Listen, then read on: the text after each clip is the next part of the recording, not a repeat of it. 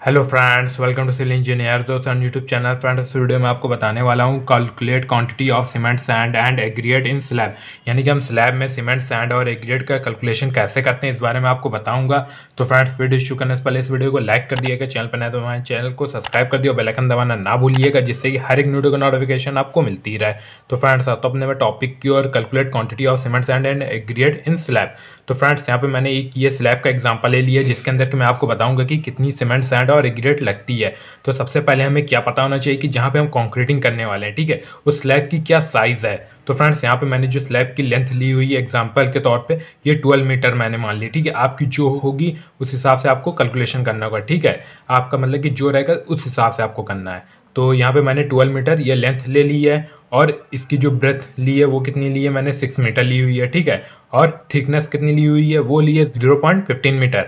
तो ये यहाँ पे ये थिकनेस है, ठीक है। और इसके अंदर जो हम कॉन्क्रीटिंग कर रहे हैं वो किस ग्रेड की कर रहे हैं, ठीक है, क्योंकि जो हमारा आंसर आएगा वो ग्रेड के अकॉर्डिंग होता है। यानी कि जो सीमेंट की क्वांटिटी हर एक चीज़ जो डिपेंड करती है, ठीक है, सीमेंट के हो या सैंड हो या एग्रीगेट, वो किसके ऊपर, वो ग्रेड के ऊपर डिपेंड करता है, ठीक है। तो यहाँ पे M20 ग्रेड क्लेम करेंगे तो इसका रेशियो क्या होता है, वो होता है 1:1.5:3, ठीक है।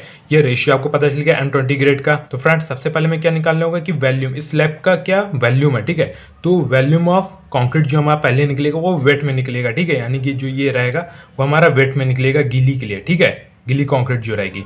तो length into breadth into thickness, ठीक है, यानी कि ये लेंथ और ये ब्रेथ और ये थिकनेस, इन तीनों को मल्टीप्लाई कर देंगे तो हमें वेट वैल्यूम मिल जाएगा।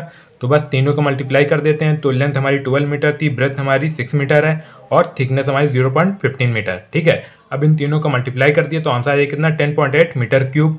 ये हमें आंसर मिल गया। अब इसके बाद हमें क्या निकालना होगा, ड्राई वैल्यूम। क्यों?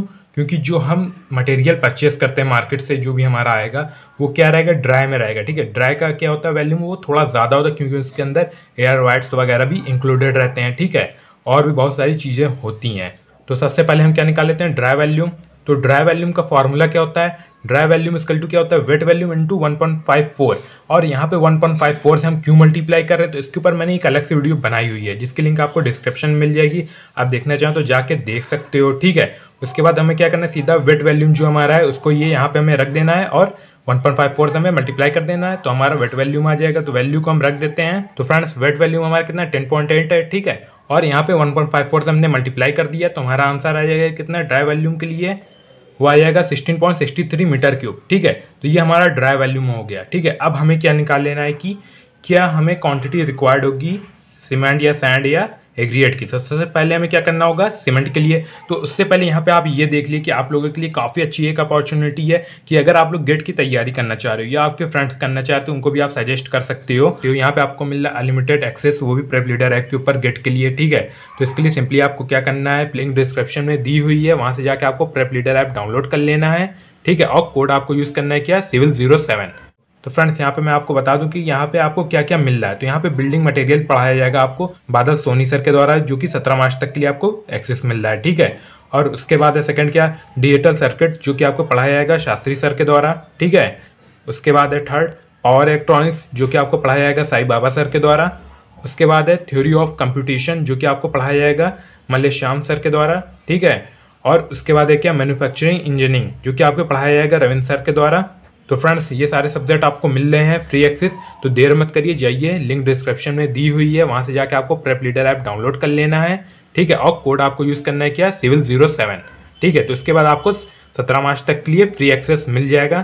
तो आई होप फ्रेंड्स आपको ये काफ़ी अच्छा लगा होगा, ठीक है। तो अब आते हैं वीडियो की ओर। तो फ्रेंड्स, अब यहाँ पे हमें क्या निकाल लेना, सम ऑफ रेशियो, यानी कि जो ये हम M20 ग्रेड की कंक्रीट जो यूज़ करेंगे स्लैब के लिए, उसका सम ऑफ निकालना होगा, ठीक है। तो उसके लिए हमें क्या करना है, जो रेशियो है हमारा 1, 1.5 और 3, इन तीनों को हमें जोड़ लेना है, ठीक है, प्लस कर लेना है। तो 1 + 1.5 + 3, ठीक है, तो आया कितना, 5.5। ये हमारा सम ऑफ रेशियो आ गया। अब इसके बाद हमें क्या कर लेना है कि वैल्यूम निकाल लेना है, ठीक है। तो वैल्यूम के लिए वैल्यूम ऑफ मटेरियल का फॉर्मूला आपको क्या होगा कि ratio of material upon sum of ratio, ठीक है। यानी कि ये सम ऑफ ये निकाला, और रेशियो क्या, ये जो 1 है, ठीक है। सीमेंट के लिए करेंगे तो 1, सैंड के लिए करेंगे तो 1.5, और अगर एग्रीगेट के लिए करेंगे तो 3, ठीक है। तो ये हो गया। उसके बाद इंटू ड्राई वैल्यूम, ठीक है। ड्राई वैल्यूम क्या, ये जो हमने निकाला क्या, 16.63 मीटर क्यूब, ये हमारा ड्राई वैल्यूम है। तो बस अब आपको फार्मूला पता चल गया, बस अब सिंपली हमें क्या कैलकुलेशन कर लेना है। तो नंबर 1 हमें क्या करना है, वैल्यूम ऑफ सीमेंट। तो सीमेंट के लिए वही क्या रेशियो ऑफ मटेरियल में या रेशियो ऑफ सीमेंट, तो सीमेंट का रेशियो क्या था 1 था, ठीक है। सम ऑफ रेशियो हमारा 5.5 आया है, वो हो गया। ड्राई वैल्यूम हमारा कितना आया है 16.63, तो वो हो गया। अब इसको हमें सॉल्व कर लेना है, तो वैल्यूम ऑफ सीमेंट हमारा आ जाएगा कितना 3.02 मीटर क्यूब, ठीक है, यानी कि इतना मीटर क्यूब हमें क्या सीमेंट रिक्वायर्ड होगी। अब सीमेंट जो हम मार्केट से परचेस करते हैं वो किस में करते हैं, केजी में करते हैं, ठीक है, और बैग्स में, बैग में करते हैं, ठीक है। तो सबसे पहले हम केजी में निकाल लेते हैं कितना केजी में रिक्वायर्ड होगी। तो केजी में सीमेंट हमारे आएगी कितना, ये जो हमारी वैल्यू आई है मीटर क्यूब, उसमें हमें क्या करना है, डेंसिटी ऑफ सीमेंट से हमें मल्टीप्लाई कर देना है। डेंसिटी ऑफ सीमेंट कितनी होती है 1440, ठीक है। तो मल्टीप्लाई कर दिया तो हमारा आंसर आएगा केजी में कितना 4354 केजी, ठीक है, यानी कि इतना केजी सीमेंट हमें रिक्वायर्ड होगी। अब हमें क्या निकालना है, नंबर ऑफ बैग, जो कि मैंने अभी आपको बताया था। तो नंबर ऑफ बैग के लिए हमें सिंपली क्या करना है कि जो ये हमारी केजी में रिक्वायर्ड वैल्यू आई है, ठीक है, उसमें हमें डिवाइड कर देना 50 से। क्यों, क्योंकि एक बैग का जो वेट होता है वो कितना होता है 50 केजी होता है सीमेंट के, ठीक है। यहाँ 50 से डिवाइड कर दिया तो हमारा आंसर है कितना 87.08 बैग्स, ठीक है, यानी कितना बैग हमें सीमेंट क्या रिक्वायर्ड होगी, ठीक है। यहाँ पे हमारा सीमेंट आ गया। अब हमें सैंड के लिए कैलकुलेशन कर लेना है।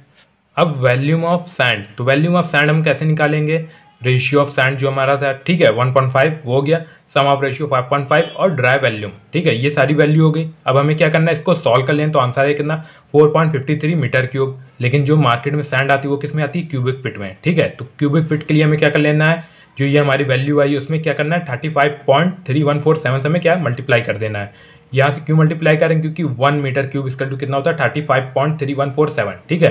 तो आप समझ गए यहाँ पे हम इससे क्यों मल्टीप्लाई कर रहे हैं, बस यहाँ पे हमने सिंपली मल्टीप्लाई कर दिया तो वैल्यू हमारी आ जाएगी कितनी 160.16 क्यूबिक फीट, ठीक है, यानी कितना क्यूबिक फीट हमें सैंड रिक्वायर्ड होगी।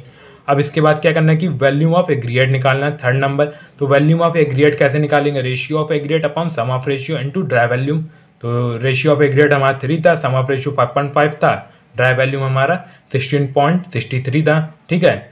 बस इसको अब हमें सॉल्व कर लेना तो हमारा आंसर है कितना 9.07 मीटर क्यूब, यानी कितना मीटर क्यूब हमें एग्रीगेट रिक्वायर्ड होगी। लेकिन मार्केट में जो आती है वो किस में आती है, क्यूबिक फीट में, ठीक है। अब आपके एरिया में आती होगी जिस भी उसमें आप कन्वर्ट भी कर सकते हो, ठीक है।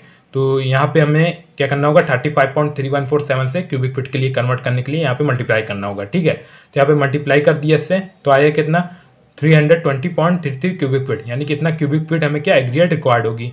अब इसके बाद हमें 4 नंबर लिखा लेना है कि कितना वाटर लग जाएगा, ठीक है। ये इसको लिए हमें क्या करना है कि 0.45 से हमें मल्टीप्लाई करना है जितना केजी हमें क्या सीमेंट रिक्वायर्ड होगी, ठीक। सीमेंट हमें रिक्वायर्ड थी कितनी 4354 केजी, ठीक है। तो यहाँ पे इससे हमने मल्टीप्लाई कर दिया और यहाँ पे ये 0.45 से क्यों मल्टीप्लाई कर रहे हैं, क्योंकि जो M20 ग्रेड की कंक्रीट होती है उसमें जो हम निकालते हैं वाटर रिक्वायर्ड, तो उसके लिए यहाँ पे ये मतलब कि एक वैल्यू है, इससे हम करते तो हमारा आंसर आया था, ठीक है। और ये एक नॉर्मल कंडीशन के लिए है, ठीक है, बाकी कंडीशन के ऊपर डिपेंड करता है, तो ये आगे पीछे भी हो सकता है, ठीक है। तो यहाँ मल्टीप्लाई कर दिया तो हमारा आंसर आ जाएगा कितना 1959.3 लीटर्स, ठीक है, यानी कितना लीटर हमें वाटर रिक्वायर्ड होगा M20 ग्रेड के लिए, ठीक है, जो हम स्लैब में क्या कर रहे हैं कॉन्क्रीटिंग, ठीक है। तो आई होप फ्रेंड्स आपको ये वीडियो अच्छी लगी हो तो इस वीडियो को लाइक करें, हमें कमेंट करके जरूर बताएं ये वीडियो आपको कैसी लगी है, और इस वीडियो को ज़्यादा से ज़्यादा शेयर करिएगा। Thanks for watching.